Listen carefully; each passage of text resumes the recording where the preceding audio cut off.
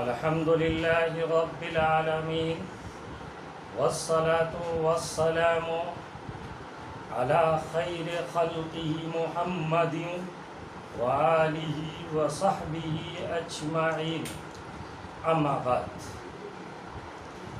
میرے دینی بھائیوں اور بہنوں، تکبیر تشریق اس تکبیر کو کہتے ہیں جو ایام تشریق میں ہر فرض نماز کے بعد کہی جاتی ہے۔ ایام تشریق 9ویں ذی الحجہ سے 13ویں ذی الحجہ تک کے 5 دن ہیں۔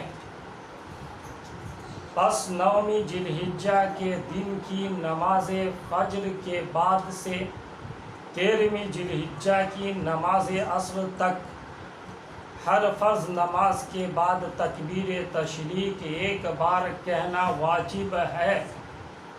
ہر فرض نماز پڑھنے والا پڑھنے کے بعد ایک بار تکبیر تشریق ضرور کہے۔